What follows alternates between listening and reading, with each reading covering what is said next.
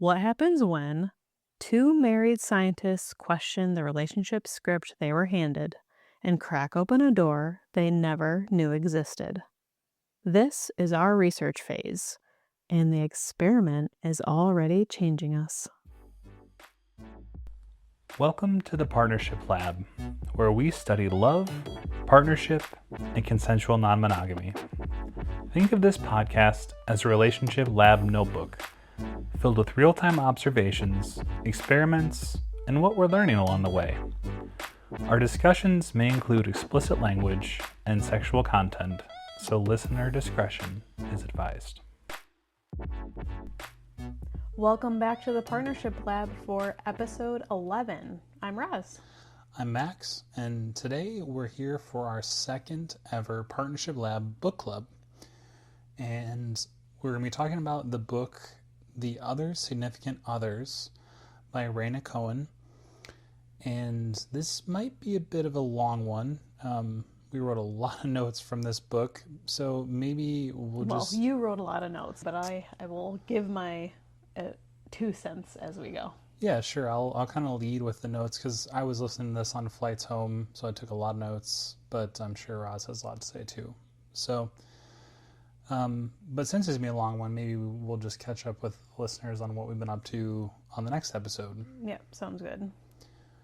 All right, so the last book club we did for you guys was Open, which was a pretty heavy book.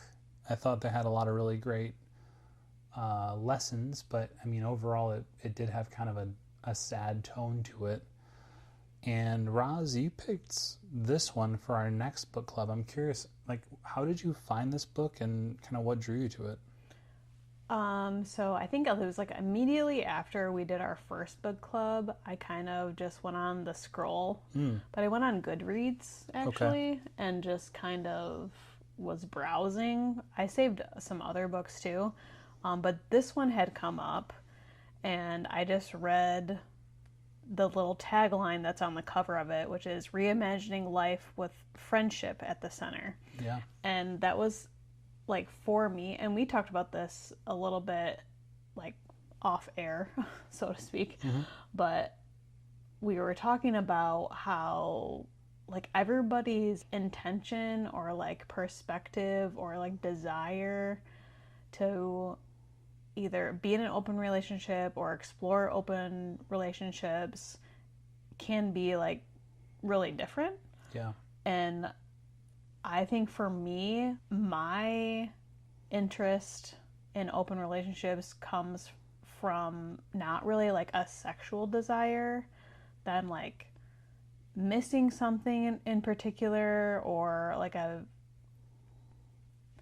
like wanted to try something in particular that like we haven't done, or like anything. It didn't really come, even though I may be interested in those things, it didn't really come from that place. Okay. Like to start, and it really is coming from like you just want to be around people who think like you, who are like maybe more open. It doesn't really necessarily have like a sexual like undertone, and I think that's also my sensualness like comes into play there. Yeah.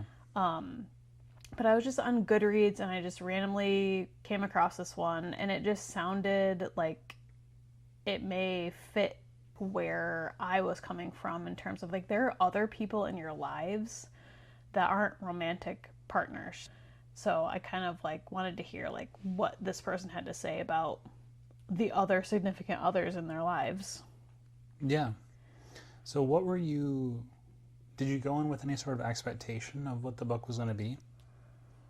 I kind of thought it was going to be more about like people's relationships, but then like how they brought in like other people like romantically. But it's a lot more friendship based and like community based than I was thinking it was going to be, which is not a bad thing. Yeah. It just what kind of like went in a way I wasn't expecting.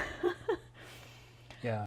I don't know. There were really good things though, like throughout the book that I thought kind of like made me think quite a lot about like my circumstance and like my situation. Yeah. Yeah, I think I had a little bit of a different take on it. So I was expecting the stories to be a little bit more like disparate in a way, where in reality all of them kind of have a very beautiful through line of kind of making us reflect on what these different elements of love and relating truly are, and kind of like makes you review your own assumptions and helps you imagine something that might be a little bit different. And it covers all sorts of relationships. And I thought the way that Rhaina wrote it was really beautiful, because it was like it started with a little bit of a more narrow lens, and then it really kind of like opened and just kind of kept getting bigger and bigger. So I think the biggest thing that I kind of not necessarily learned, but brought to the surface was, in society, how many more privileges hetero couples have. Mm-hmm. Yeah, exactly. Because there was a story about this family. It was like two women, and like one of the women had a son, and it was just like, because they weren't technically married, like the other woman couldn't like do anything like medically for basically her son. But it's not legally her son, but you know what I'm saying? Like, yeah. It was insane, like all the hoops and all the legality they had to jump through just to give this child their best life. Yep. Like in health, not like basic rights. It was insane. Yeah, and that chapter was kind of trying to ask the question of like, what is the definition of a parent? And so I think we've kind of done a good job of introducing sort of the structure of the book. I think I want to talk a little bit about the structure of how we want to discuss it, because it's a pretty thick book. There's only, I think, 8 or 9 chapters. Each of them is about an hour and 10 minutes on Audible, so it's like a 10-hour listen. But there's like a lot of historical references, and there's a lot of very specific like information for each of the couples or other types of dynamics. If you didn't read the book, each chapter is about like a family unit or a partnership. Correct. And it goes into like the background of that partnership, the current state of like what is happening in their lives and what hardships that they're having. And then it goes into some of, if there's like a historical tie-in to like rights that are either they have or they don't have, they talk about that. And so each chapter is like based on a different family unit, basically. Yeah, so what we thought we would do is we would go sort of story by story, give you like a 2 or 3 minute recap, because I don't think the real meat of this conversation is like in the specifics from each couple.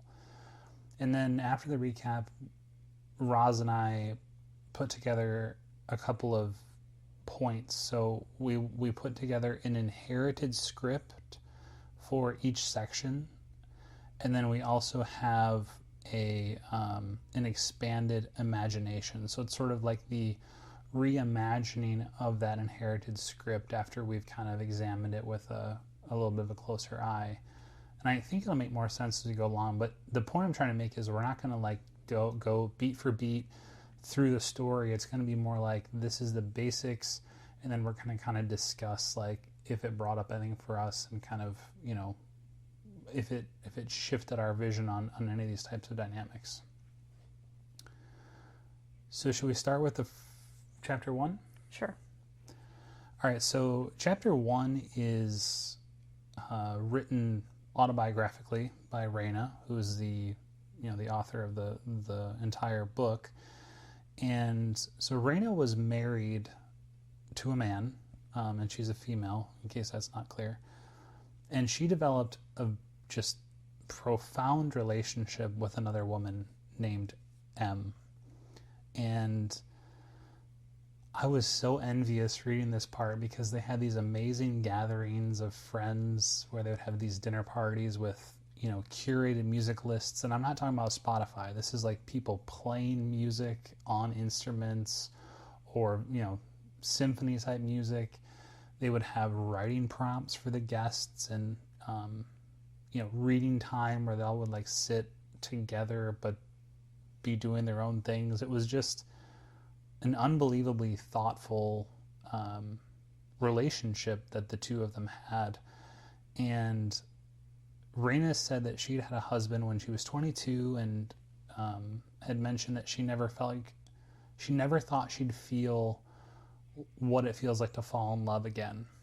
And this friend M was so significant that the words, best friend didn't even really cover the level of their connection. And there were some really beautiful quotes from this section. So, Rhaina described that M had brought to her life a mutually assured non-complacency, and that M helped Rhaina ask questions of herself that she would never have without her. And there really wasn't a problem here. The problem wasn't that Rhaina loved M, because Rhaina's husband was fine with this relationship they had. The problem was she didn't really know how to categorize the love that she was feeling for M, because it went to the romantic, but I don't think it went beyond that to like a sexual relationship. And I think in general, like, we have a hard time with that. We do. It's like our thinking is like so linear when we talk about relationships. And I think somewhere in the book they talked about the relationship escalator. And I actually wrote that down because I was like, that's totally right. Because it's like, okay, you're born, you grow up, you fall in love, you get married, you have kids, you do stuff, and then you die. Like, it's just like, there's the line. Buy the house, get the dog. Yeah. Yep. And so she was having a hard time because she's like feeling this intense feeling for another person who's not a romantic partner. Mm-hmm. And in our society, we just don't know what to do with that. Yeah. And I think it is very rare for men. Yes. And I think there's a story, male story in this one. But so I think they had it easier because they're women. And for whatever reason, it's like more acceptable for women to have like more intense like friendships. Yeah. And or romantic encounters. Yeah. So yeah, it's crazy when you think about it like that. So the inherited script we came up with for this first chapter was our deepest, most significant relationship should be our romantic partnership. That's what everyone is taught, basically. Yeah, that is we're looking through the lens of society as a whole at this relationship that Rhaina and M have. And it's confusing for people because they appeared, at least outwardly, to be the deepest, most significant relationship that each other had, but they were not romantically involved with each other. So there is some really, really interesting historical information in this first section. And you mentioned, I think it's in chapter 3 or 4, Art and his friend, which we'll get to a little bit later. And some of this stuff will kind of apply there. But what I took away from this is that it's really a mistake to believe that we as humans, hell, even Americans, have always ranked our relationships as we currently do. It didn't always mean if you were in love with someone that you were having sex with that person. And erotic, the word erotic, didn't always mean sexual.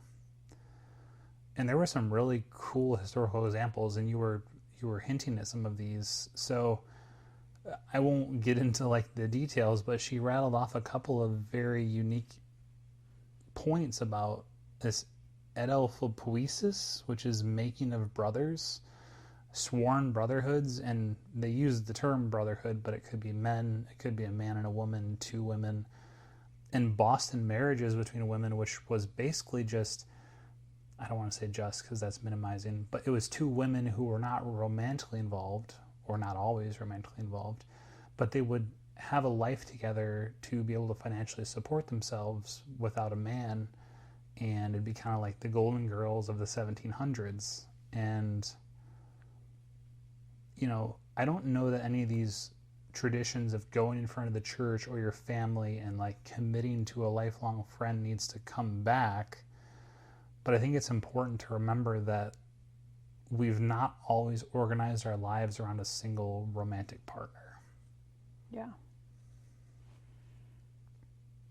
Which seems like such a foreign concept, because from the get-go, at least like I think for us, it's just been like find your person, and it's always singular. Find your person.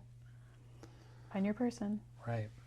And I'll just mention it here, and it'll come up again later, but, you know, in that same vein, there's a lot of phrases that, you know, like your other half, which sort of insinuates that you're incomplete if you're not in a romantic relationship. And I had never really, and I don't want to spoil that because we're going to talk about that in a little bit, but it's just stuff like that that like you don't really notice until you start seeing these other examples of relationship styles, and you're like, oh, I can see how some of these like institutional phrases and things are, you know, kind of trying to pigeonhole people into the norm, you know?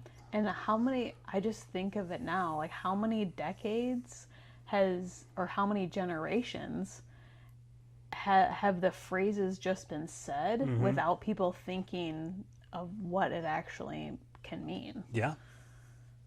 Probably a lot of generations. Yeah. Like at least 4. Yeah. Yeah, a few hundred years of this that, you know, it's, and I think the thing that we kind of come back to is the language just doesn't really exist currently. You know, like if you have someone in your life that's extremely important to you, that's beyond what you would call a best friend, but it's not someone you're having sex with, or hell, maybe it is someone you're having sex with, but it's not someone you want people to know you're having sex with. You don't really know what to call that person.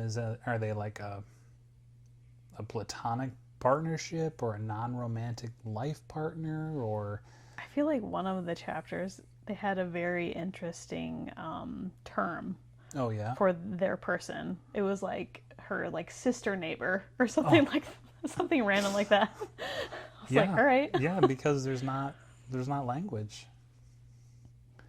So I wonder, there's a couple of questions that I wanted to just run by you before we go into the next chapter. So do you feel like friendship lowers pressure on marriage? Does it stress your primary relationship more if you don't have close friends? I think that if you don't have, potentially, I think if you don't have close friends, then it puts more pressure on your primary relationship, because that one person could be doing the emotional and supportive roles of several people. 100%. And it also puts a lot of, it feels like you have everything to lose if all your eggs are in the one basket. It's like, this is the only person in the world who loves me and cares about me. And if that person decides that I'm too much, I will be entirely alone. And that's a scary feeling. Do you think that we do this well, or is this idea of having a very special, possibly like romantic friend something we would find appealing? Like if you were Rhaina and you found your M, would that be something that you would be open to and excited by? Yeah, I mean, I think having really good friends is always a positive. Yeah. So I wrote down 2 quotes from this that I thought were really quite lovely. So the first was, "In the circle of her private friends, woman learns to comprehend the deep mystery of that electric chain of feeling which ever vibrates through the heart of woman, and which man, with all his philosophy, can never understand." Thought that was really beautiful. And the other one, Okay, so comment about that Yeah. because, like, I don't know if other women feel like this, and I kind of felt so having gone to like 2 different events, like a woman only event and a like like quote unquote normal like lifestyle event, a couple centric, couple centric event, yeah. It feels different for whatever reason. I don't know if it's just with like all of the outside stimulus as we were like growing up as a girl and becoming a woman, like all these things. You just feel safer when you don't have a man's presence there. Yeah. For whatever reason, whatever it is. Can't put a single reason on it, but it's just a feeling. And not that I was feeling unsafe in our couple-centric event. That's not what I'm saying. It's just I can tell the difference. My body can tell the difference if I'm around women or if I'm in a couple scenario. Yeah. Which is very interesting. Yeah, I think as a generality, I would say that the feminine energy would skew to the sensual on the blueprint. And I think that a masculine energy would tend to shift to this sexual energy. And so I think there's a couple of things. I think it's probably disarming when there's not like men around, which probably just feels safer in general. And then also I think just women have a much more like sensual energy, whereas guys tend to be looking to just like put their dick in something. So. And that's like a generality. Yeah. So right. I know exactly what you're talking about. Yeah. But yeah, for the listeners, it's in general. And I think society plays a huge role in this. Oh, they do, 100%. They're, and on both sides, it's like absolutely. women are getting shamed if they're sexual, and men are getting shamed if they're not. So it's like you're making both sides. Like there are women who probably aren't sensuals who feel pressure to not be forward, to not be themselves, to not be sexual or kinky. And then with men, it's like, oh, you're not having sex 3 times a week. Like, what's wrong with you? Or you can't keep an erection. There must be something broken inside you. Here's this medication. And it's like, yeah. So anyways, that's... And then lastly, I thought it was just an interesting anecdote that Rhaina... these weren't her words, but they were someone else's words. I didn't write down who it was, but she had a quote that said, "Bisexuals are lying to themselves and others." And she had never considered herself to be bisexual. Obviously, she was married to a man, and she identified as straight. But she was looking back after her relationship with M on some of her previous relationships with women, and through that different lens, she did see some different erotic tones to them.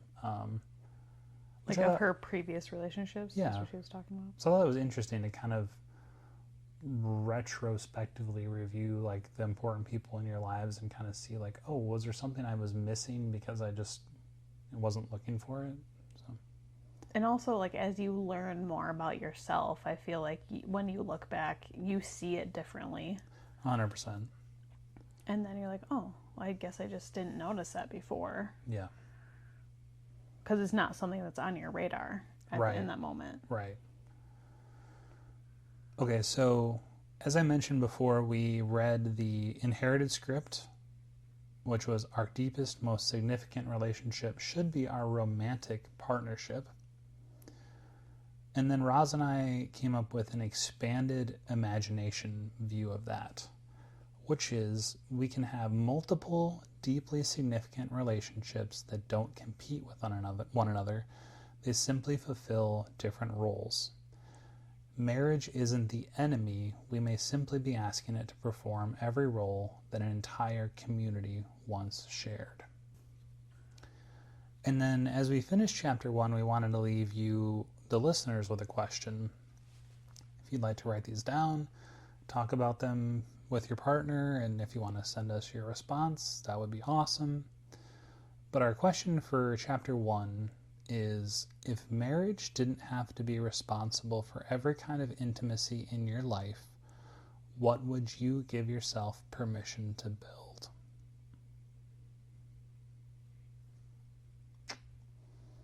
All right. Do you want to talk about kind of the background story from chapter 2? Sure. So, chapter 2 was about a pair named Cammie and Tilly. So, these two women are lifelong best friends. They met through a mutual male friend. They're the type of best friends who talk almost every day. They're extremely close and genuinely like have love for each other. Mm-hmm. And at some point, Tilly asks Cammie to spend the rest of her life with her. So the thing is, she wasn't asking in regard to like a romantic relationship. So when you're so close with someone like that, you kind of like have to ask yourself this like very simple question. Like, if two people choose to be together for life, why do we assume like romance or sex has to be any part of that choice? Yeah. So, and this comes like, this is the society part. Like, we're basically being like force fed this from the beginning. Mm-hmm. From decades and generations of just the same thing being repeated over and over. So love, romance, sex, marriage, and lifelong partnerships are all part of the same package. We put that all together. You find your person, then that's who you have like your intimacy with. Mm-hmm. And then there's no other person to fill that role. Yeah. And so this chapter talked a lot about marriage. I thought this was like super interesting, and you kind of forget that, like,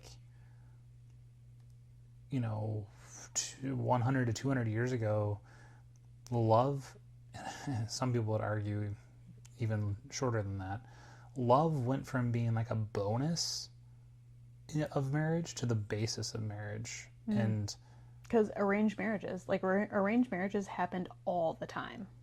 Yeah, and even if they weren't, even if it wasn't sort of the traditional arranged, so to speak, it was more like a union or like an alliance, kind of like, you know, Game of Thrones type stuff. It was like more, okay, we're going to introduce these two couples because our families would be financially beneficial to each other. Right.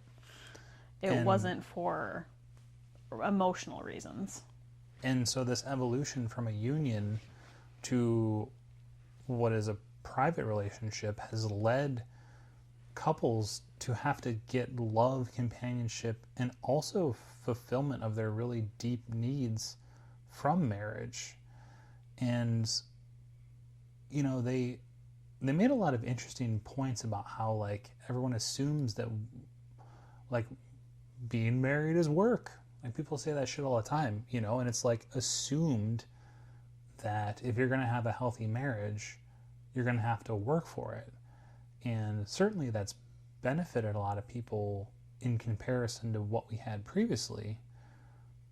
And I think sort of an uplifting note is that today's marriages are the best marriages of all time because of the amount of effort people are putting in. But it also leads to a lot of additional pressure being put on marriage because there's never been a time in our history where so much has been expected from marriage. What do you think about that? Yeah, I think it was like you just shattered every girl's dream. When they're like, because that's the thing, you guys, like, when you're growing up, that's what you're supposed to be dreaming about, is like becoming a wife. And that's like really innocent, you know, and you can still have that dream. But I just feel like you're not really given a choice of anything else at any point in time to make that decision. And so it's just one lane for forever, and then all of a sudden you are learning things about yourself, or you read something that is not very conventional, and then you're like, oh, I didn't even know this existed. That's just like how we were, you know. It's pretty hard to go back after you know something exists, which I think is why people gatekeep the norms so strongly, you know. Yeah. So yeah, as you kind of mentioned from the summary, we're bundling so much together, and I'm curious, you know, which one of these, and we have a list. We took a list from the book. These are Rhaina's, but she listed attraction, attachment, romance, caregiving, affection, and sexuality. And I'm wondering if there's any of these that you feel like could exist outside of the primary romantic relationship. Which one of these feel like they would naturally stay connected for you?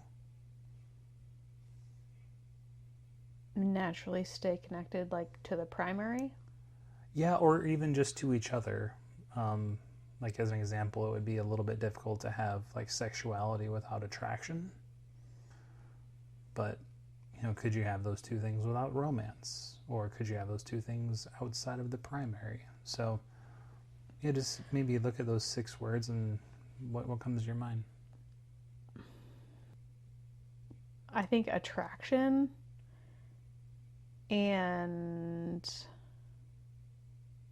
I think attraction is the one that's like easy to have with, like, outside of the primary. I could see that. I feel like that's very easy. Mm-hmm. I mean, we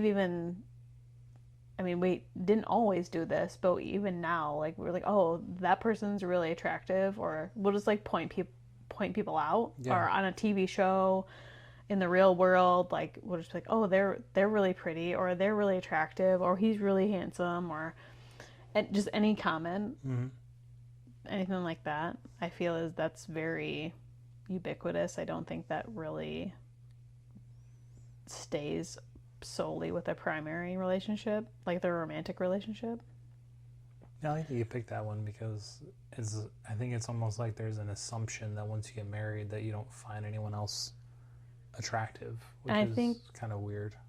Yeah, and but again, I think society is like, okay, you only can find, you know, your significant other, romantic partner, like, to be the attractive one, and they're like, we can't look at anyone else. Like, my eyes aren't doing anything to anyone, okay? Like, I think also caregiving is kind of one of those that can be shared. And And that, I think that one is very easy because you share the caregiving with like grandparents or aunts and uncles, cousins, like brothers who or sisters who were like uncles and aunts and Yeah. stuff like that. So I think that one is more revolves around like the general family and used to like rear children and like bring them up in the world and stuff like that. So the other ones like attachment and romance, like I don't, when you get into like affection and romance and attachment, I definitely think you're leaning towards like the poly spectrum of like open relating. And I think that is a little bit more scary to me than just kind of being open in general, because that you start to get like feelings involved there. So I don't know. That seems like very far away for me. Yeah. It's interesting you say that because, like, in the last episode, we were talking about compersion and we were talking about sort of like the really close friends with benefits type thing. And I feel like in that situation, you would have a lot of these that you said was very poly and very, like, far off. So is there one sort of in particular that you feel like would be like that friends with benefits would kind of fall short of?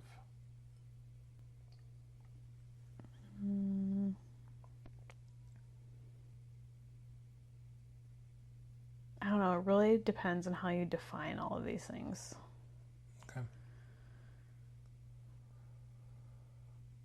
So the expanded imagination we came up for that section was... I mean, okay, you're asking me all these questions, so I feel like I'm kind of being grilled over here. What about you? Well, ask a question. What's your question? No, just like you respond to the same questions I'm doing.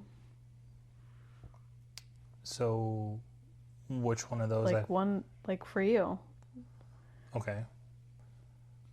Well, I would agree that attraction can definitely exist outside of the primary. I think attachment and romance can also, and affection probably, can all sort of fall into that really close friend, kind of like was described for Cammy and Tilly. So they would have attachment, romance, like they would love each other, and affection, they would hug each other and those types of things. I think all of those things can exist outside of like a primary romantic relationship, assuming that, well, see, it gets tricky because what I was going to say is assuming that sexuality is not involved. But then I also think you can have like attraction and sexuality and affection without romance outside of the primary romantic partnership. So that's where I'm saying it's like, it feels like those are all of the things we kind of expect you to get out of marriage. Like all 6 of them have to be there for it to be like the Infinity Stones where now you're married, but, or in a primary relationship. But I feel like all these other things, if you kind of break them down, they don't feel as scary if one or other elements isn't present. So how would you define romance?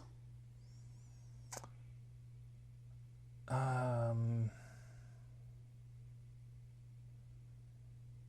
think very simply it would be like saying that you love someone. I'm not sure how I would define it because I feel like it's more than that. I feel like it's more than affection, but it's less than sexuality. It's like somewhere in between. I feel like the romance is more on the edge of like the sexuality spectrum, Well, now I'm going to have to look up the definition of romance. And by the way, Pause. I have Erica Lust open still. We are looking up the technical definition. Yeah, a feeling of love or a close relationship between two people. So, like, being in love is strong feelings of attraction and emotion. It's interesting because, like, by that definition, like, a romantic relationship would involve even, like, family. Mm-hmm.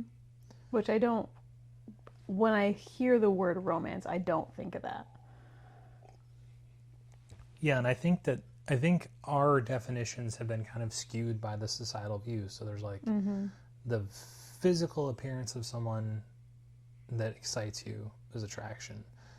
Like feeling that connection with someone where you always want to be around them or you're afraid you're going to lose them is attachment. Romance is loving someone. Caregiving is like taking care of them in their older age or when they need some assistance. Affection, I think, is like the physical manifestation of romance, and then sexuality is, you know, the sex part, the of erotic things. part. So, yeah. So that's why I think a lot of these things I could see if it was like you have attraction, attachment, romance, and sexuality outside of the primary, that could be a little scary because that's like a pretty strong combination of things. But you break them down, it's like that person's hot or like I had sex with that person, but like, you know, it makes it a little less scary when they're not together, in my opinion.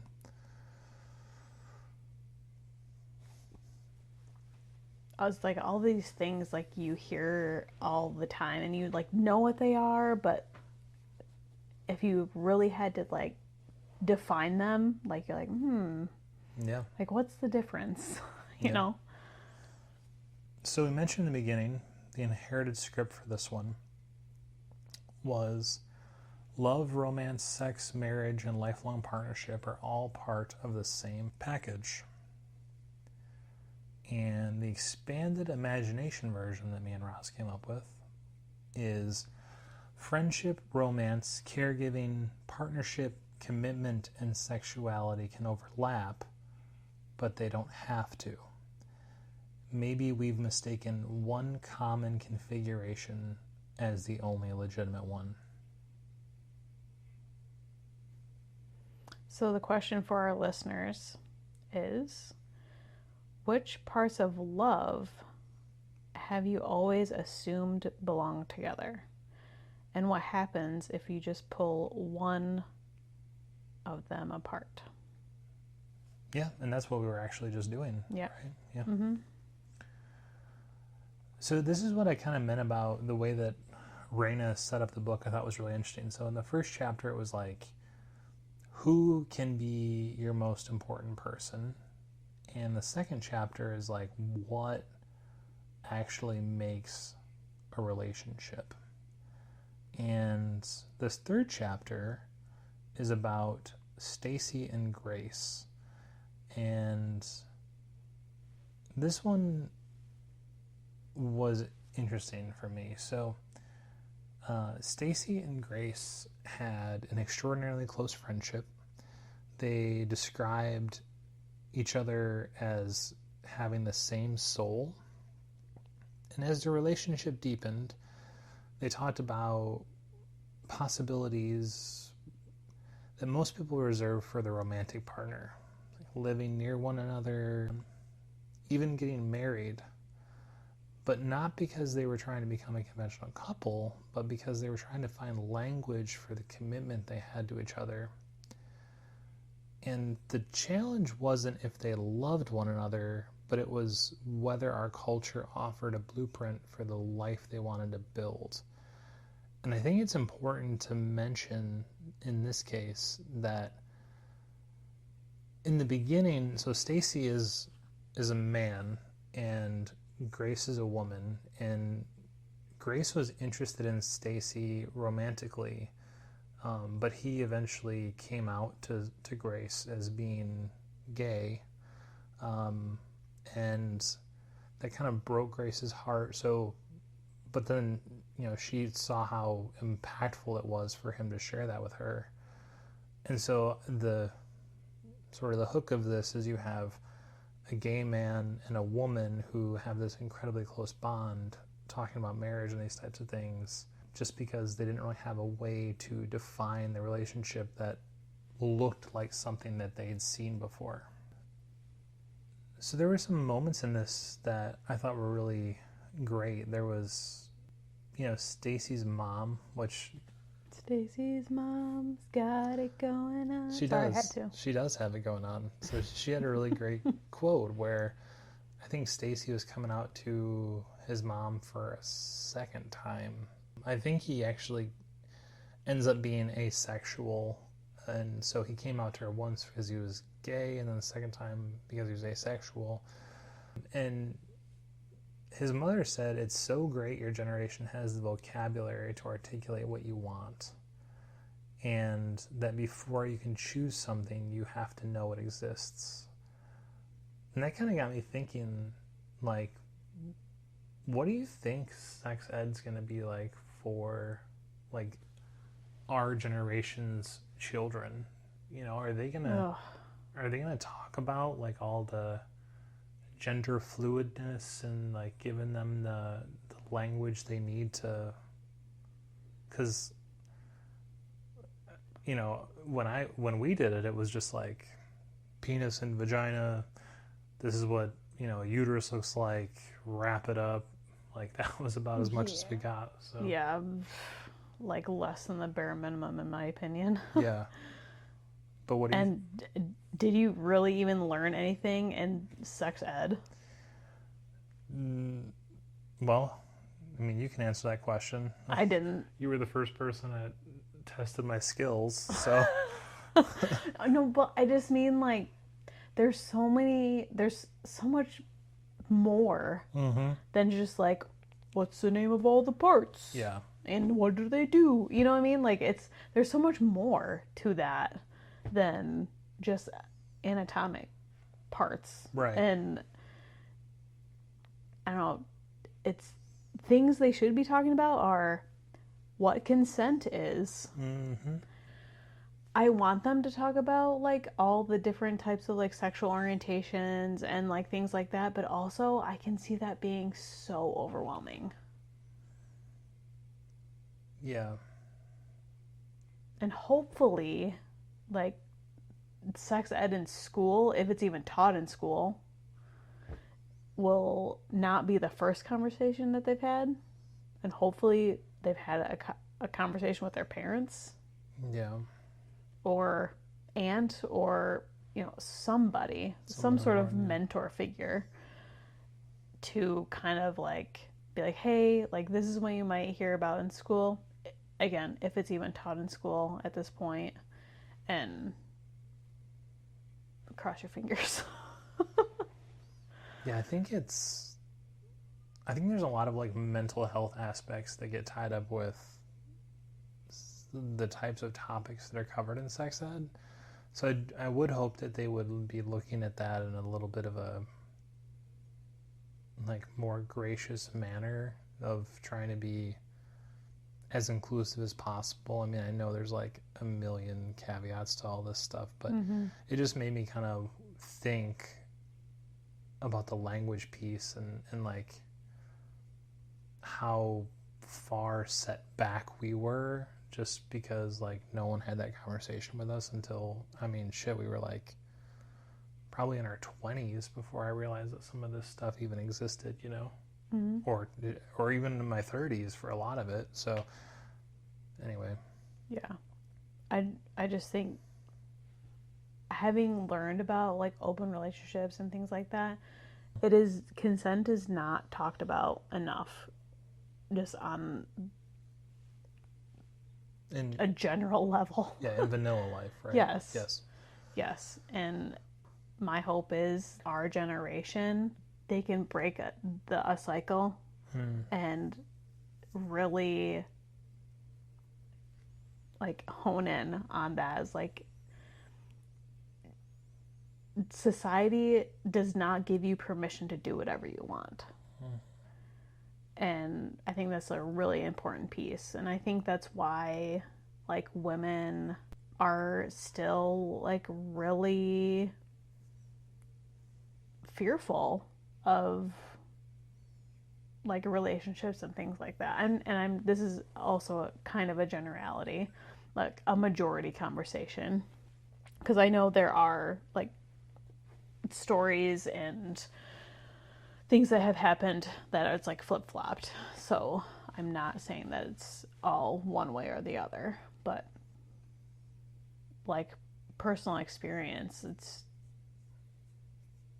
nothing like super bad has ever happened to me, but like you just have like glimpses like as you grow up, like as a woman, as a young woman, and you just get like little glimpses, and you're like always told like to be careful and like things like that, but it's like it's not only my responsibility. Like other parties need to be held accountable as well. Yeah. So there was another sentence in this chapter that I thought was really interesting for my own, development, I guess. And it suggested that emotional intimacy also exists on a spectrum, just like sexual desire does. So, you have couples where it's like, oh, this person has a higher sex drive than, like the husband has a higher one than a wife, or vice versa. And that's like something that's very common and understood. But the idea that everyone has their own level of desire for emotional intimacy was something that I don't think I'd really like understood. I always just thought it was like, I want to talk about this stuff all the time. Like, I want to read these books. I want to have these conversations. And maybe that's, exhausting sometimes. So I think you have a very high emotional intimacy meter. Yeah, the desire is quite high for that. I think even probably higher than my sexual desire is my emotional intimacy, but they kind of fill the same bucket. It's just, sex is kind of like the adrenaline shot to kind of like fill some gaps, but the emotional intimacy is the part that kind of like sustains me. So for this one, we had our expanded imagination. Do you want to read this one for us? Sure. So we don't have to inherit our own life's blueprint. We can intentionally design one that reflects the kinds of relationships that we actually want to nurture, which I think is sometimes like really difficult because you're really, like I said, I've been saying this a lot, but you've been like pounded with like a blueprint for your entire life. Yeah. And then when you finally are like, there's other things out there that are different from what I was told. And it's really hard to start carving a new one, Well, and there's so many people who are more than willing to share their opinion on the choices that you make when they have zero effect on them. And the types of choices I'm talking about in this blueprint's like your choice to like have your child live with you until they're much older, or to take care of aging parents, or to AKA parenting is a perfect example. Yeah, parenting, or even like you guys go on solo vacations, you can get, that's interesting, or like that's concerning. You sleep in separate beds. Maybe one of you snores really loudly.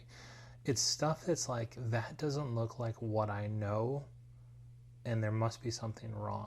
And our imagination, our expanded imagination is just, you can decide these things for yourself.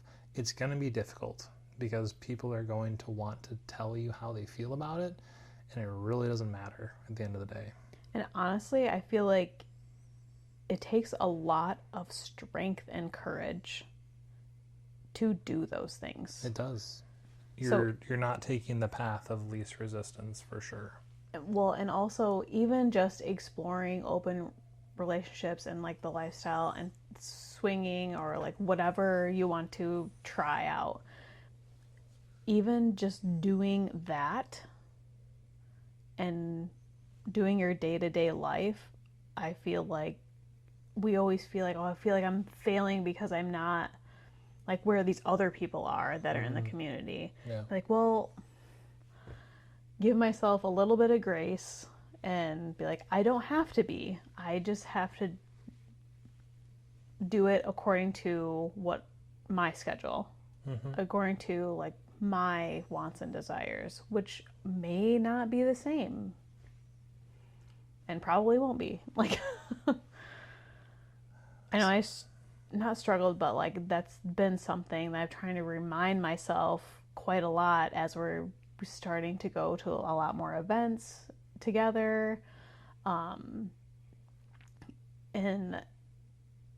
I've just been trying to, okay, like settle down, like I'm safe, like I just really need to think about it and try and push myself like a little bit just to see like where it goes, and then okay, like I need to take a step back. So it's gonna be like those like ebbs and flows, like little movements like at a time, I think, because it takes a lot out of you, or at least it does for me. No, it does. I think there's a lot to it.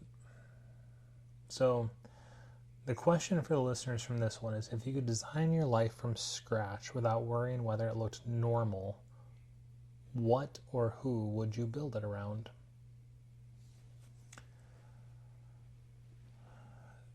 So I felt like this chapter built on the previous two, and it was basically saying like once you realize there are more blueprints than the ones you inherited, then the next question is, what's stopping us from using those blueprints? And that brings us to chapter 4. And chapter 4 is about Nick and Art.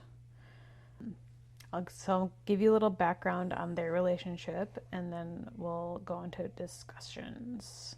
So Nick and Art, they met in college and developed a friendship, and they had a really close friendship, which, if you can't tell by the names, these are both men. And as I said earlier, it's really rare to see like men with this close a relationship, because in society it's kind of frowned upon, I guess, or looked down at, because they're like, oh, are they romantic? Like, are they together? And I don't know why that is, but anyway, they were physically affectionate and like very emotionally vulnerable together, and deeply involved in each other's lives. And so Nick is straight and Art is gay. And so rather than pulling away because of the assumptions of other people, and they intentionally built their friendship and prioritized their honesty, affection, and emotional closeness. So not everyone is going to understand this, and even their friends questioned them in their relationship, and like Christian communities questioned it. Yeah, because you guys are both pastors, by the way. Right. It's because they're both in religious roles in their Christian communities. And even like Nick himself like had to wrestle with like what the friendship really meant for his own person, his own identity, his own masculinity. And the challenge wasn't whether like two men could love one another. It was whether like your culture would allow men to express their love without interpreting it as sexual or romantic, which I think is like the biggest thing even currently. Yeah. Even it was probably even worse like in the, what was it, the 60s? or even earlier. You talking about the story? I'm just talking about like gay culture in general. Like they had it very tough. Yeah, we're definitely getting into some of the historical part of that for sure. So our inherited script for this chapter is deep emotional intimacy between men is suspicious, unmanly, or must secretly be romantic. That's what everyone thinks. Yeah, and so Rhaina did an amazing job, as always, of going through kind of the historical. And there were some parts of this that, like, as a man, really hit me pretty hard. The first part that she talked about that I thought was really interesting was something called homohysteria, which is different than homophobia. And homohysteria is the fear that displays of affection between men will cause others to assume that they're gay. And this really started around 1948, which is, like, I would have thought it was a lot longer ago. But in 1948, Kinsey, the famous sexologist, published a study that suggested about 10% of men were actually gay. And I think that was probably significantly overstated. But that kind of got everyone looking at each other sideways, like which one of the 10 of us is gay. And once I heard that term, it really got me thinking about sort of the current modern masculinity and, you know, the Joe Rogans and the manosphere and some of our, you know, politicians and things. I wonder if kind of our modern definition of masculinity was really just built around avoiding being mistaken for being gay. And so they sort of overrepresented it. They went way farther on the other side, and this has practical impacts because, you know, there's a lot of men, there's a lot of studies that say that, you know, men are lonely. There's this loneliness epidemic, but I actually think it's probably more of an intimacy epidemic. And again, another great stat from Rhaina, or I guess not great, but said that in a study, 15% of men had no close friends. And, you know, if men are taught to reserve their emotional intimacy for their romantic partner, what happens if they don't have one? Or if their romantic partner leaves them or passes away? They're all alone. They have no one to be, you know, emotionally intimate with. So that was just a really sad chapter for me. Did any of that like stand out for you, Roz? Yeah, it was interesting to hear like the history of that because I feel like at a certain point in time, like, and also like in other cultures, intimacy between men was quote unquote normal. Mm-hmm. And so like how do we go from like being accepting and then to like an extreme where, you know, you have like your bros like touch you and they're like, oh, are you gay? You know, Yeah. like how do we get there? Like,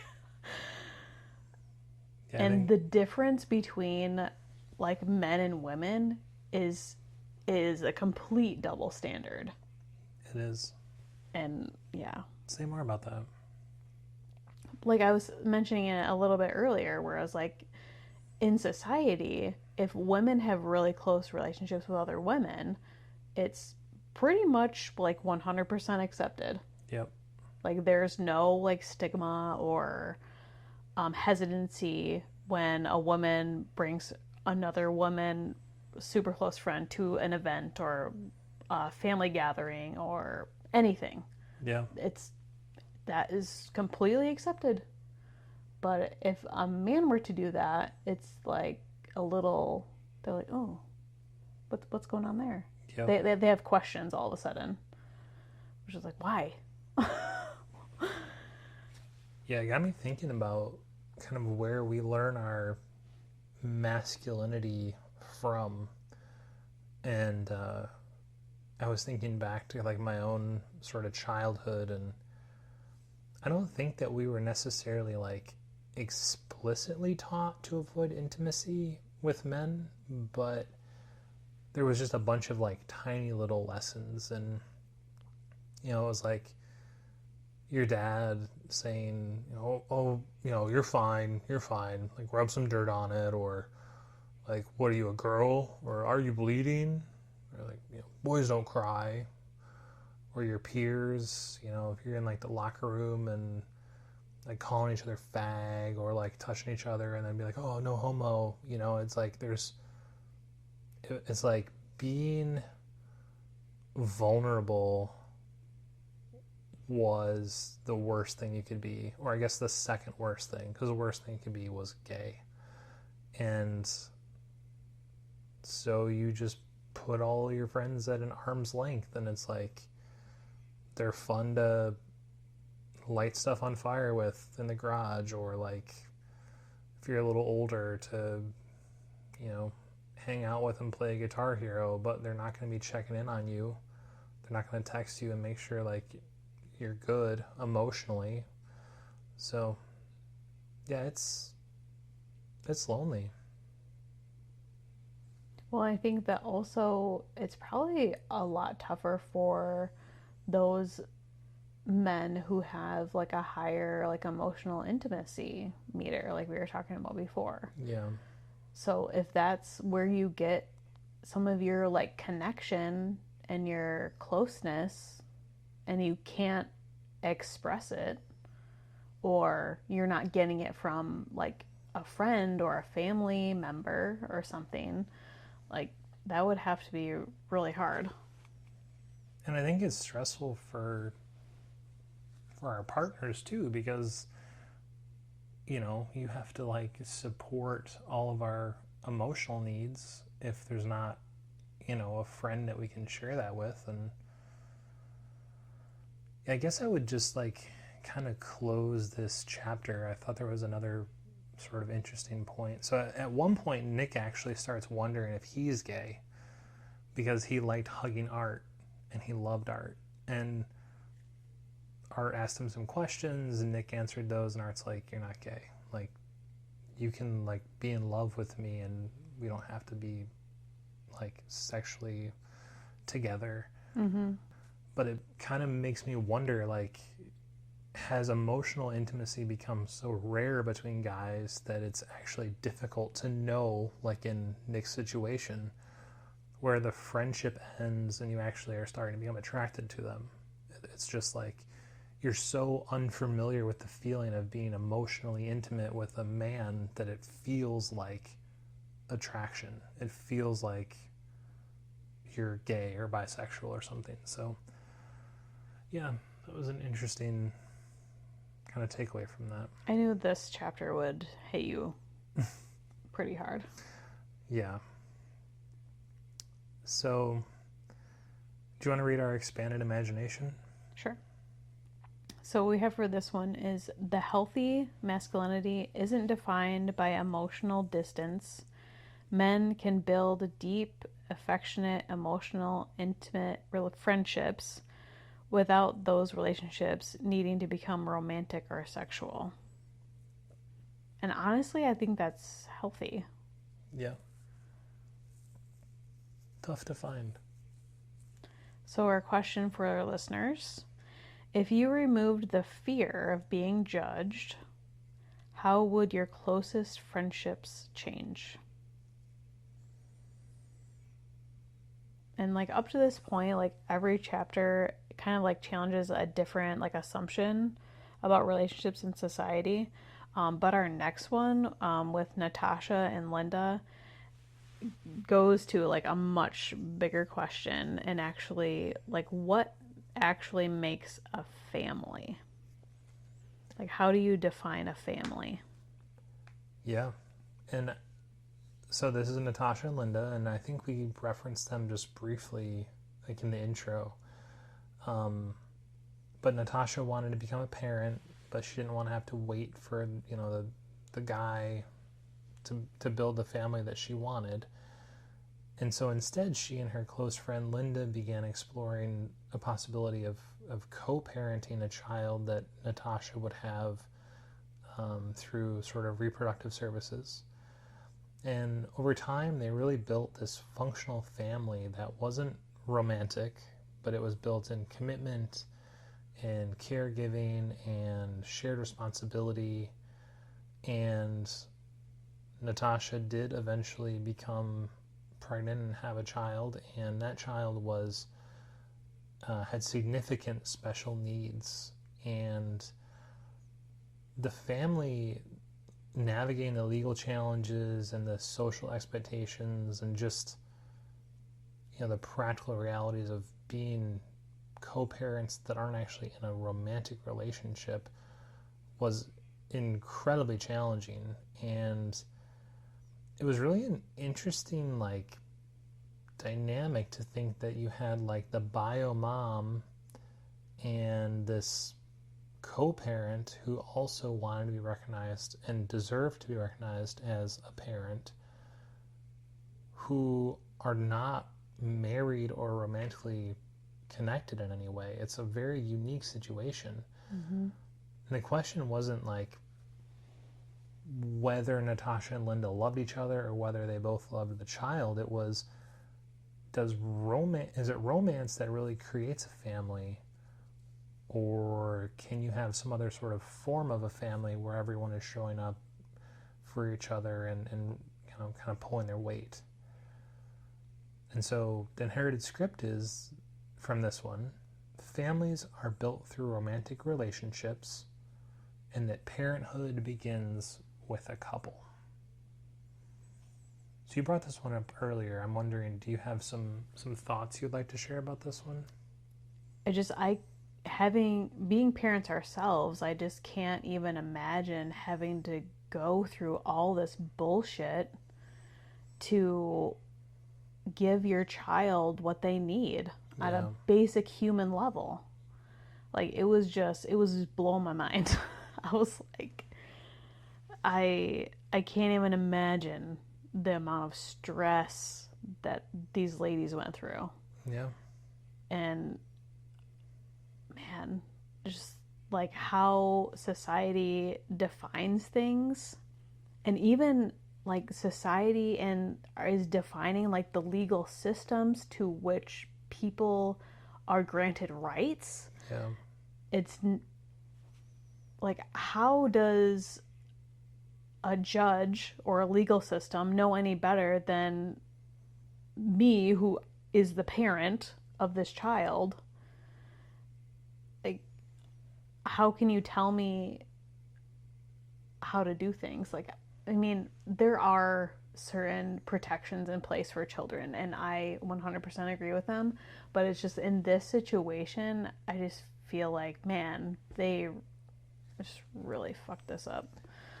Yeah, it was uncharted territory. I think in the end, I don't have it written down, but I believe they actually became the first legally recognized non-romantic co-parents in Canadian history. Yeah, so it was, Linda was recognized as a parent of this family group and Correct. like received all the rights as such. Correct. She became like a recognized mother, even though she wasn't married to Natasha or the biological mother. Yeah. And I thought this section had a lot of really interesting like historical precedents. You know, like it in a way, it was interesting to realize that the legal definition of family has actually changed a number of times. So, like, before, the law would prioritize marriage over biology. So, a woman gives birth, and say she's married to a man who's not the biological father. Like, back in the day, he's the father. He's on the birth certificate. The kid has like inheritance rights and all that type of stuff. and vice versa. If they're born when the parents are not married, the kid has no inheritance, no future, doesn't get like the last name, it's out of wedlock, bastard, the whole thing.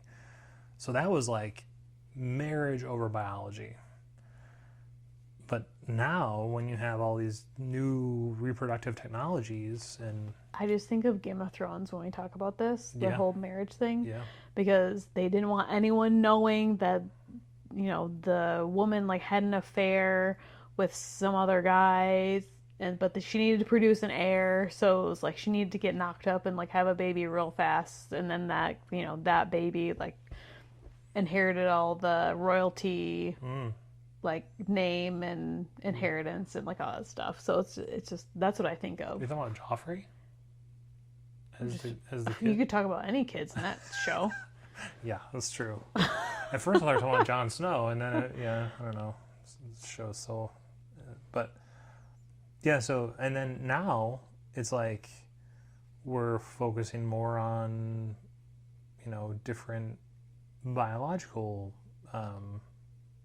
or well, actually, kind of moving away from biological, because let's say a woman has a child with a sperm donor, but like the sperm donor is not going to be the biological, like, law having father. So anyway, all that's to say, the point is that the law typically lags behind kind of where society is, and society right now lacks imagination, and in that way it's really limiting people's opportunity to get these legal protections and frankly like the you know, rights and recognitions they deserve. Did any of this, it's being parents, it's hard to imagine having like someone who's not your child's biological parent having that big of a role, but are there parts of this that you could see being beneficial, even if they're not like quite as extreme as what they went through?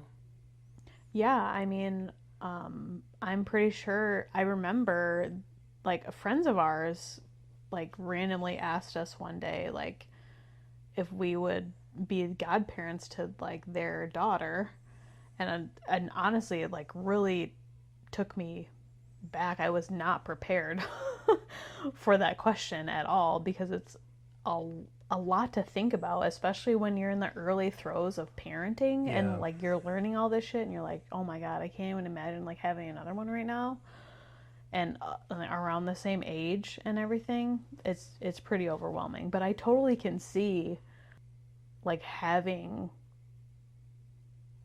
like really close friends or even like a family member like as like another parental unit. Yeah. I totally can see that. Yeah, me And too. honestly, parents would be less burnt out, to be honest, Yeah. if it was more common. Yeah. I mean, obviously there's the trust building that needs to happen, but I mean, if that happens and you feel like everyone is responsible for and you're all on the same page, I don't see a reason why like this is weird. Yeah, it's interesting. It kind of, as you said that, it just made me think that, you know, we talked about how marriage is being asked to do more than it's ever been asked to do before. And parents are being asked to do more and do it with less support than ever before. So you have these people who are trying to invest in their marriage, who are trying to have the best marriage possible, who are trying to show up, who are also trying to be the best parents they can be, with the least support there's probably ever been. And you wonder why everyone who's in their 30s is like, this fucking I'm sucks. burnt out. Yeah. I'm burnt out on life. It's crazy. So do you want to do the expanded imagination for that one? Yeah, so for chapter 5, for Natasha and Linda's section, our expanded imagination is family isn't defined by romance or biology. It's defined by the people who intentionally choose to care for one another over time. I love that one. So your chosen family. Yeah. I've heard that quite a bit. Your chosen family. Yeah. And then our question for the listeners is, when you picture family, which parts of that picture come from love and which parts come from somewhere else? Like you kind of feel like you have to consider that person part of your family. So I'm being cognizant of the fact that we are almost 90 minutes in. So but there's only 2 more chapters. There's 3. So I think we can maybe skip section 6, or maybe we can just kind of give the inherited script and the. So just give a little rundown. Yeah. So we don't have to go deep. Chapter 6 was about Inez and Barb, and they had a really lovely story. They met later in life. I think they were in their 30s, and one of them had a family where the husband was kind of a piece of shit. She had 2 great kids though, and the other one didn't have any family at all. And the 2 of them became great friends. They were almost like kind of co-mothers to the children. I think this is the sister neighbor one. Right. And Inez finally broke up with her husband, and they lived together they had a lifelong friendship of over 50 years and actually moved in together. And the inherited script that we had for this one is, as we age, our primary sources of companionship and care should be our spouse, children, or biological family. And they were like the real life Golden Girls, Yep.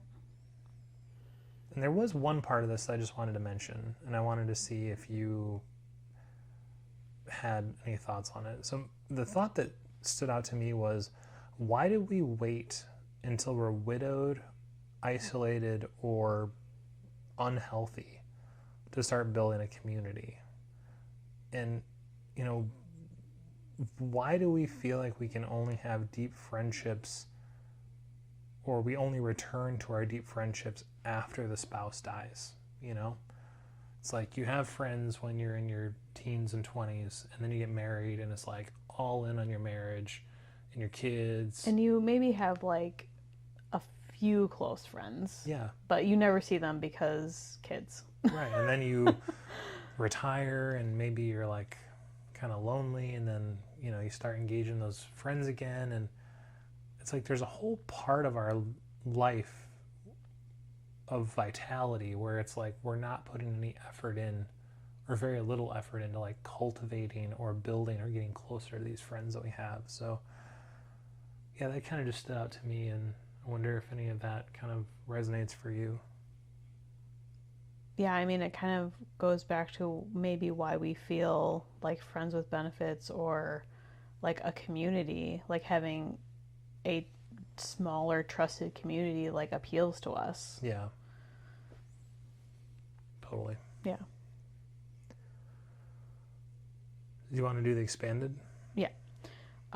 So our expanded imagination quote is, community doesn't have to be something that we hope happens. It can be something that we intentionally build early and long before we need it. So the question for our listeners for this one is, when you picture your life at age 75, who's there with you? Who's there beside your spouse or your children? Do you have you intentionally built those relationships, or are you assuming that they'll just like pop up and just happen? Yeah. Honestly, I was like, it kind of just feels like that's just the next thing on the escalator. That's just the next thing that should be there for me. But I was like, well, if you stopped talking to all your friends for 30 years, like, they're not going to be there. It's a scary thought. A lot of this had moments for me that were scary, because I feel like right now I'm pretty devoid of friends. I have, maybe 2 or 3, one that I feel is like a really close friend.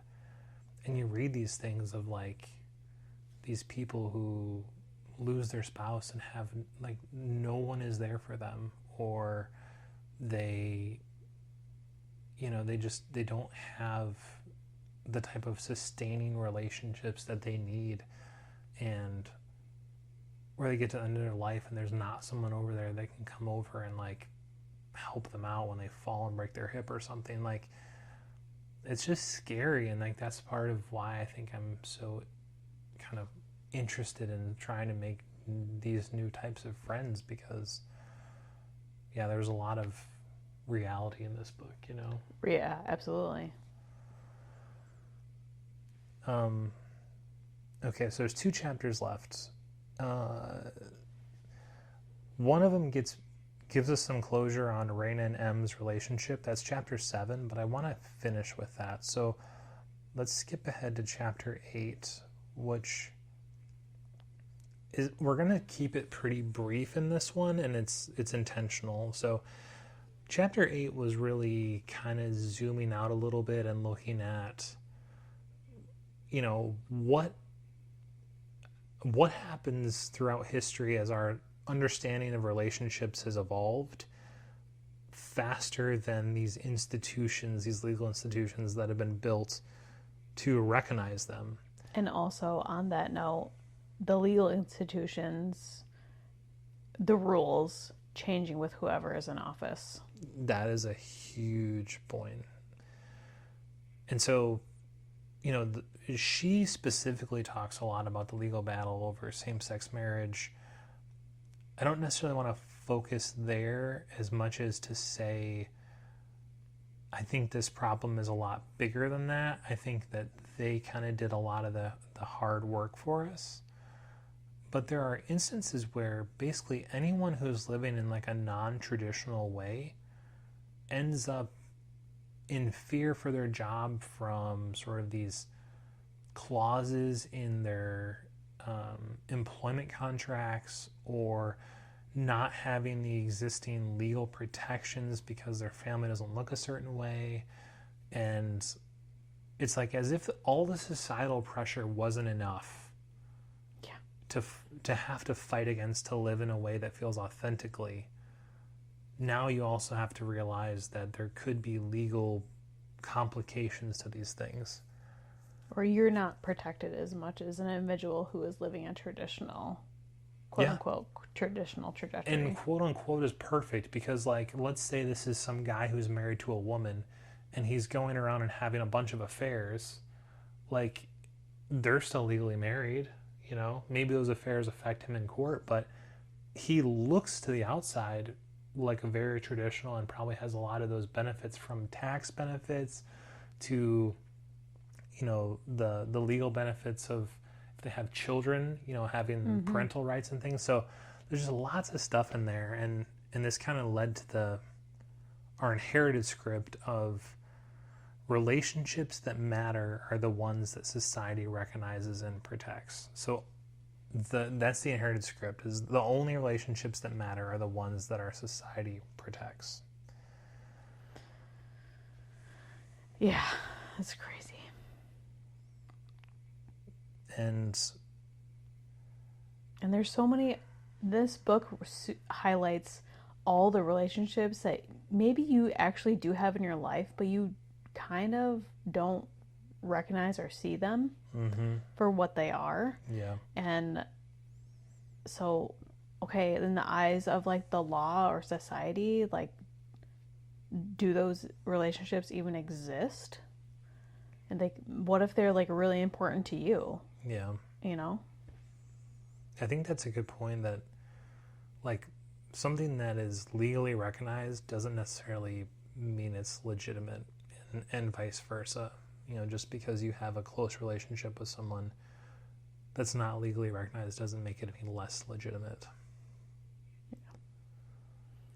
So our expanded imagination for this one is: institutions don't define the value of our relationships, but as our ways of loving and caregiving and building families evolve, our institutions may eventually need to evolve alongside them, which I think as of late has just been so fucking hard.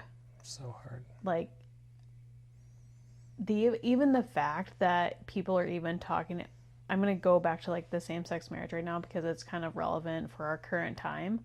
Like even talking about reversing this is just mind-boggling to me. Yeah. Like even I can't even fathom them having the conversations to start that process. And I'm just like, how is this even a thing? How can like certain parties or like people in office just like strip people of rights? I just it's very frustrating. Totally. And I thought kind of an interesting aside from that particular chapter was when they were talking about the gay marriage or same-sex marriage, there were a lot of instances where the people who were being quoted for the book were very clear that they didn't think that at the time, they didn't feel like marriage was going to solve all their problems. But they thought that if they could get marriage agreed upon, that it would lead to all of the other types of rights that they were kind of looking to equalize.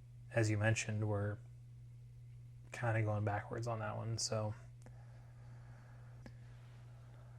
all right. So then we'll close with chapter 7, which is them kind of revisiting the Rhaina and M relationship. And I thought this was really like a beautiful capstone. If it was me, I probably would have put this as chapter 8, in my opinion. But do you want to do the background for this one? Sure. So chapter 7, we kind of like come back to Rhaina and M's story. And like so many of these important relationships, theirs evolves over time. Closeness changes, and some of the future they once imagined together and like no longer is a thing. Rhaina finds herself grieving, not just because the relationship that she had with M, but the future that she thought that she might have. She comes to the realization that completely reframed the way she thinks about relationships. She compares like the memories to remembering an incredible vacation. So like you don't like go back to the place you honeymooned 10 years later expecting everything to be exactly the same. It's more just like reminisce. And you don't like resent the vacation because it's over or that you had experienced that great time that one time. You treasure it because you've experienced what you experienced while you were there, and maybe the relationships deserve that same sentiment. Yeah. So the inherited script for this one is a relationship that changes or ends is a failed relationship. I thought that this one was just really relatable.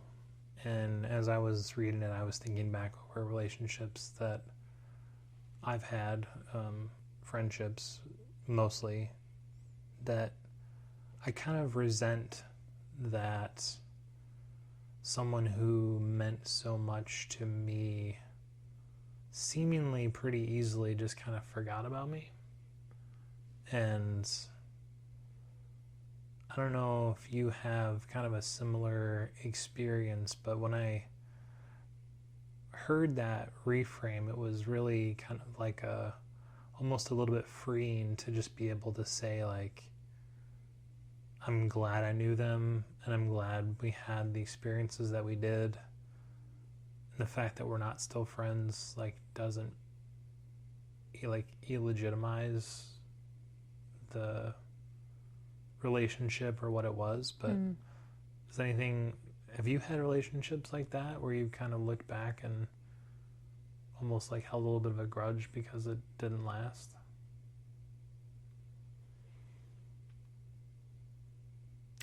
I'm not sure if I would say like I'm like holding a grudge. I just feel like I've changed. So I feel like those friendships, like as good as they were, like when I had them, like they aren't really pulling me that strongly anymore. I get that.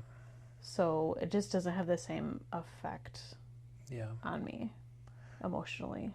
Do you think that they sense it too?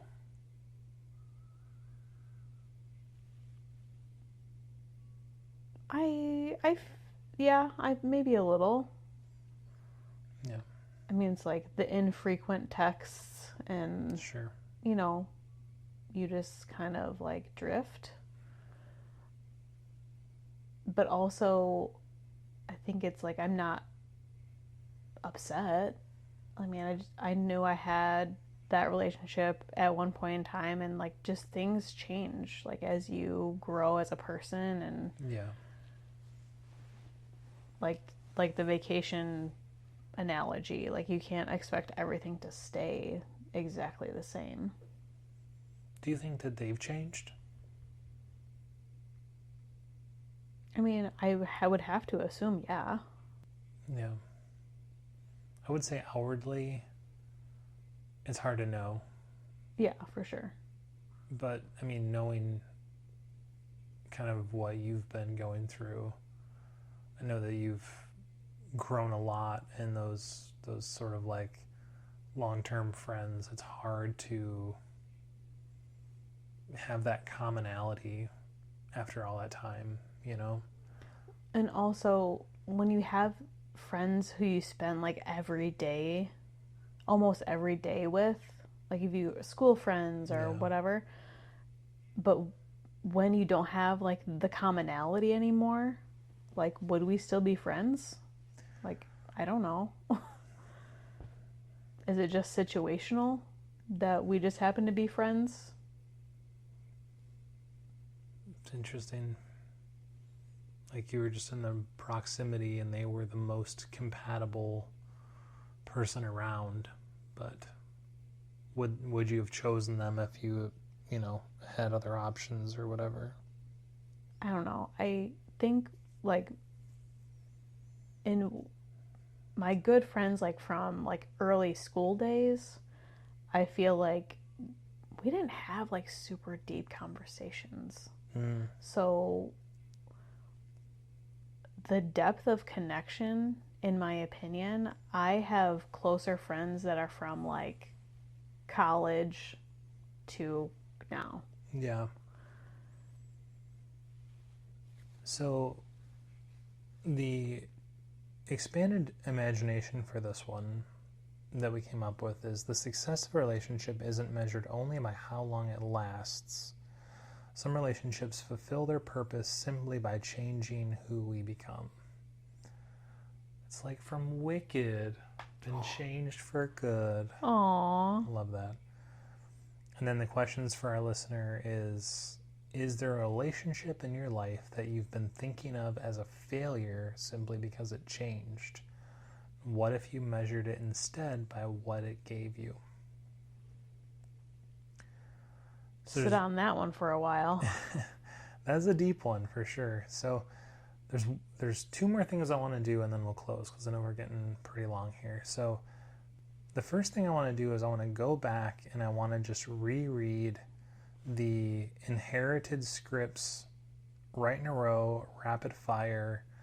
I want you to hear these and kind of see in your mind what that blueprint looks like, if it looks familiar to you. And then I'm going to go back and read our expanded imagination blueprints. And I want you to kind of contrast those and see, if you can see a little bit of space or if the expanded imagination looks a little bit more appealing to you. All right, so here we go. Number 1, our deepest, most significant relationship should be our romantic partnership. Number 2, love, romance, sex, marriage, and lifelong partnership are all part of the same package. Number 3, the only socially recognized blueprint for lifelong partnership is romance. Number 4, deep emotional intimacy between men is suspicious, unmanly, or must secretly be romantic. Number 5. Families are built through romantic relationships. Parenthood begins with a couple. Number 6. As we age, our primary sources of companionship and care should be our spouse, our children, or our biological family. Number 7. Relationships that matter are the ones society recognizes and protects. And number 8. A relationship that changes or ends is a failed relationship.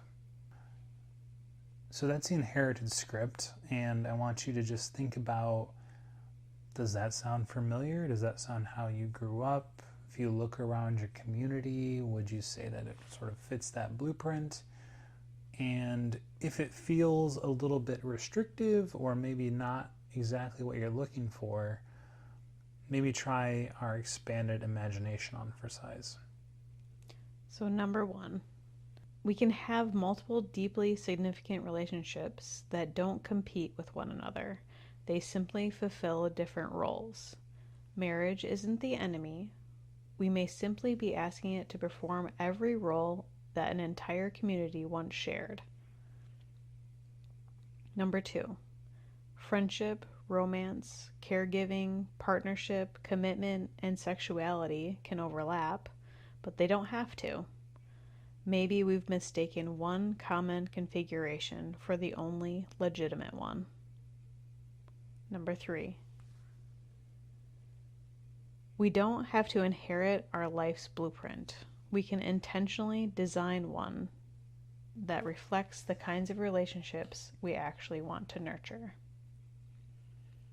Number 4, healthy masculinity isn't defined by emotional distance. Men can build deep, affectionate, emotionally intimate friendships without those relationships needing to become romantic or sexual. Number 5, family isn't defined by romance or biology. It's defined by people who intentionally choose to care for one another over time. Number 6, community doesn't have to be something we hope that happens. It can be something that we intentionally build long before we need it. Number 7, institutions don't define the value of our relationships, but as our ways of loving, caregiving, and building families evolve, our institution may eventually need to evolve alongside them. And number 8, the success of a relationship isn't measured only by how long it lasts. Some relationships fulfill their purpose simply by changing who we become.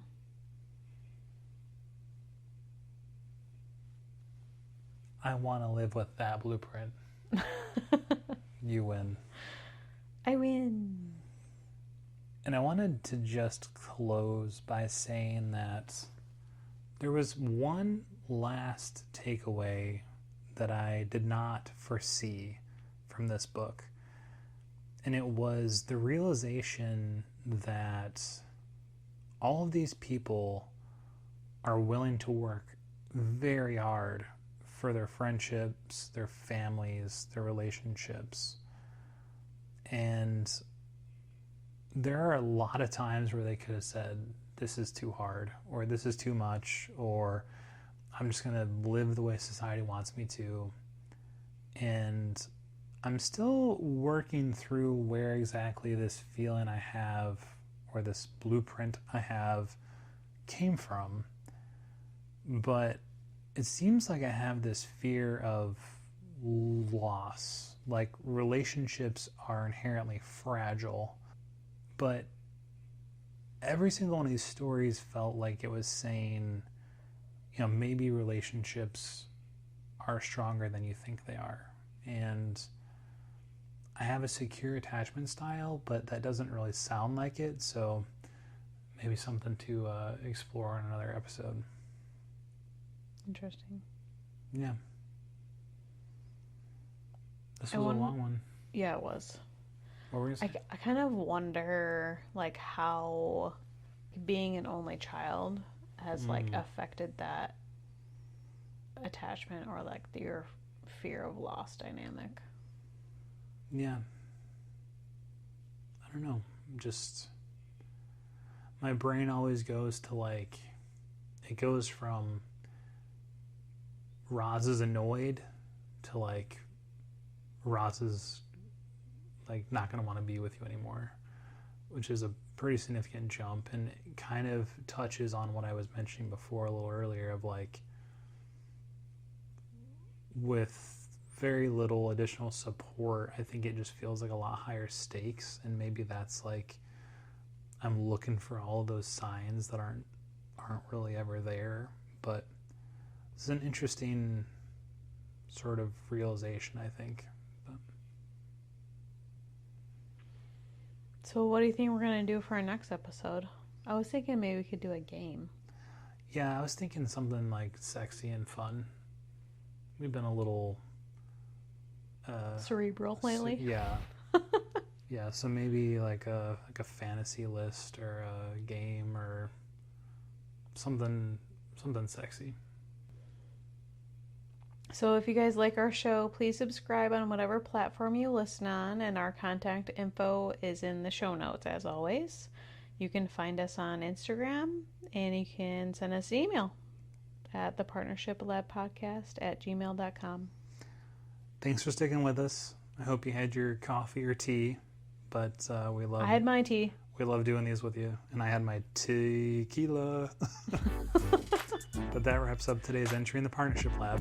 Until next time, stay curious.